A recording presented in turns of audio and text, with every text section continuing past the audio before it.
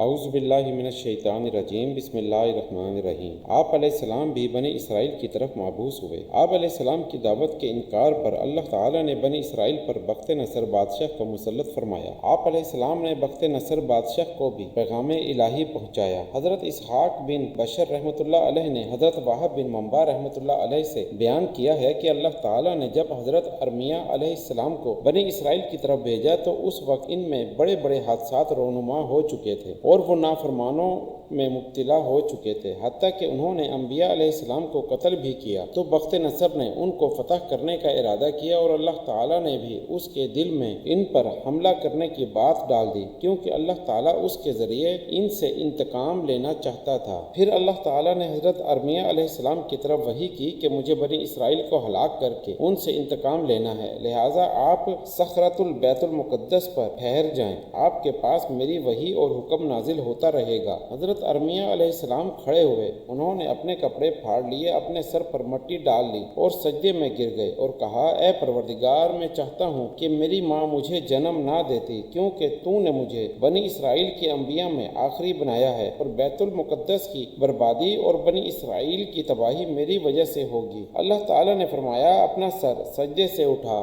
آپ نے سر اٹھایا اور روتے ہوئے عرض کیا، اے اللہ، تو ان پر کس کو مسلط کرے گا؟ اللہ تعالیٰ نے فرمایا، آگ کے پجاریوں کو جو میری سزا سے نہیں ڈریں گے، میرے ثواب کی امید نہیں رکھیں گے۔ اے ارمیہ، کھڑا ہو اور میری وحی سن۔ میں تجھے تیری اور بنی اسرائیل کی خبر دیتا ہوں۔ میں نے تجھے پیدا کرنے سے پہلے ہی چن لیا، میں نے تجھے اس سے پہلے ہی مقدس کر دیا کہ میں تیری ماں کے رحم میں تیری تصویر بناتا اور تیری ماں کے پیٹ سے نکالنے سے پہلے تجھے پاک کر دیا، تیرے بالغ ہونے سے پہلے تجھے خبردار کر دیا، جوانی کی عمر کو پہنچنے سے پہلے تجھے منتخب کر لیا، عظمت والے کام کے لیے تجھے پسند کر لیا۔ بس بادشاہ کے ساتھ کھڑے ہو جاؤ اور اسے درست رکھو، اس کی رہنمائی کرو۔ تو آپ علیہ السلام بادشاہ کے ساتھ رہ کر اس کو درست رہنمائی کرتے رہے اور آپ پر اللہ کی طرف سے وحی نازل ہوتی رہی، حتیٰ کہ بڑے بڑے حادثات پیش آئے اور وہ ان چیزوں کو بھول گئے جن کی بنا پر اللہ تعالیٰ نے ان کو ان کے دشمن سخریب اور اس کے لشکروں سے نجات دی تھی۔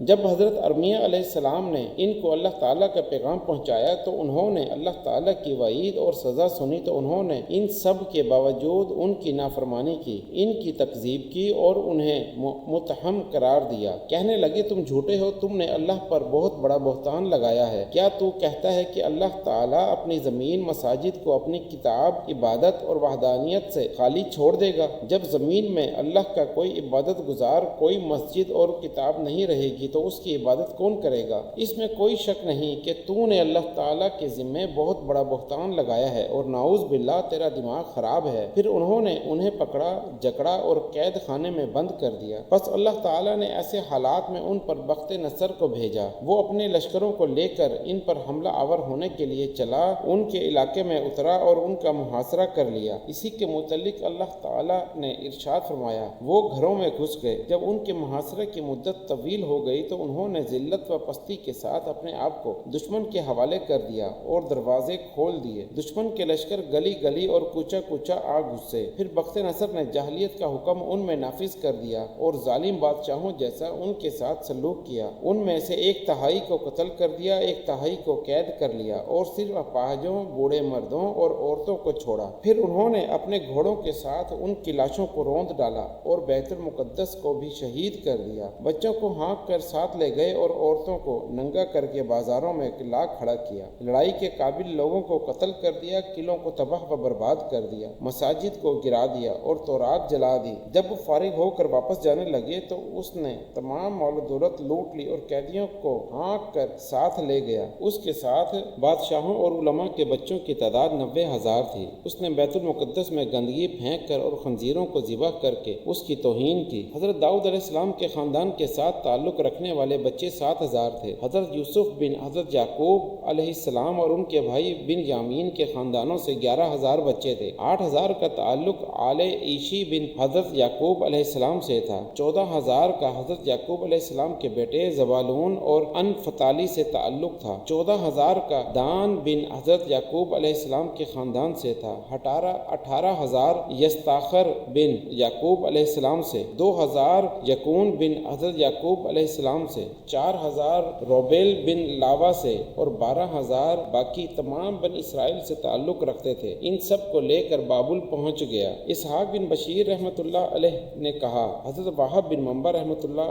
نے فرمایا کہ جب بخت نصر نے سب کچھ کر لیا تو اسے کہا گیا کہ ان کا ایک ساتھی ان کو آنے والے اس قسم کے حالات سے ڈراتا تھا، تیرے حالات ان کو بتایا تھا، وہ کہتا تھا کہ تو ان کی لڑائی کرنے اور قابل افراد کو قتل کر ڈالے گا، ان کے بچوں کو قید کر لے گا اور ان کی مساجد کو گرا دے گا، ان کے گرجوں کو جلا دے گا، لیکن انہوں نے اس کو جھٹلایا، اس پر بہتان لگائے اور اسے مارا پیٹا اور بیڑیوں میں جکڑ کر قید خانے میں ڈال دیا۔ بخت نصر کے حکم سے حضرت ارمیہ علیہ السلام کو قید خانے سے نکالا گیا اور ان سے پوچھا، کیا تو واقعی ان کو پیش آنے والے حالات سے ڈراتا تھا؟ انہوں نے جواب دیا، ہاں۔ اس نے پوچھا، تجھے اس کا علم کیسے ہوا؟ انہوں نے جواب دیا، اللہ نے مجھے ان کی طرف رسول بنا کر بھیجا تھا، انہوں نے میری تکذیب کی۔ اس نے کہا، کیا انہوں نے واقعی تجھے جھٹلایا، تجھے مارا اور قید کر دیا؟ انہوں نے فرمایا، ہاں۔ اس نے کہا، وہ قوم بہت بری قوم ہے جس نے اپنے نبی کو جھٹلایا اور اپنے رب کے پیغام کی تکذیب کی۔ اب کیا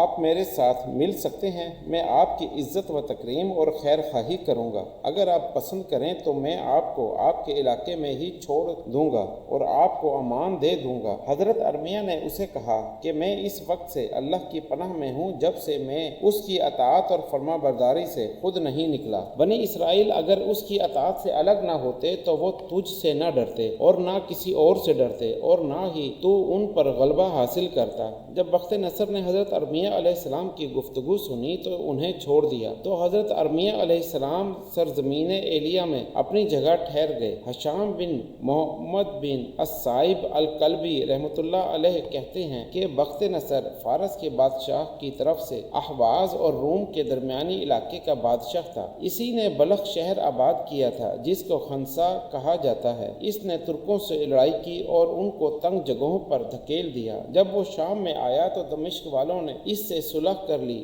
یہ بھی کہا گیا کہ بخت نصر کو بھیجنے والا فارس کا بادشاہ بہمن تھا جس کا زمانہ بشتاسب بن لہرا سب کے بعد کا ہے۔ بخت نصر کو بھیجنے کی وجہ یہ تھی کہ بنی اسرائیل نے اس کے قاصدوں پر ظلم کیا تھا۔ ظلم میں پسے ہوئے بنی اسرائیل کے باقی ماندہ لوگ حضرت ارمیہ علیہ السلام کے پاس جمع ہوئے اور انہوں نے کہا، یقیناً ہم نے برا کیا اور اپنے اوپر ظلم کیا، اب ہم اللہ سے اپنے گناہوں کی معافی مانگتے ہیں، آپ اللہ سے دعا کریں کہ وہ ہماری توبہ قبول کرے۔ انہوں نے اپنے رب سے دعا کی تو اللہ تعالیٰ نے ان کی طرف وحی کی کہ میں ایسا نہیں کروں گا، اگر وہ توبہ کرنے میں سچے ہیں تو وہ تیرے ساتھ اس شہر میں مقیم ہو جائیں۔ حضرت ارمیہ علیہ السلام نے ان کو اللہ تعالیٰ کے حکم کی اطلاع دی تو وہ کہنے لگے، ہم اس شہر میں کیسے آباد ہو سکتے ہیں، یہ تو تباہ برباد ہو چکا ہے اور اللہ تعالیٰ اس کے باسیوں پر ناراض ہوا ہے۔ بس انہوں نے وہاں ٹھہرنے سے انکار کر دیا۔ امام کلبی رحمہ اللہ نے کہا، اس دور سے بنی اسرائیل مختلف علاقوں میں منتشر ہو گئے، کچھ حجاز میں، کچھ یثرب میں اور کچھ وادی القریٰ میں آباد ہو گئے۔ چند لوگ مصر کی طرف چلے آئے۔ ربنا تقبل منا انک انت السمیع العلیم، صدق اللہ العظیم۔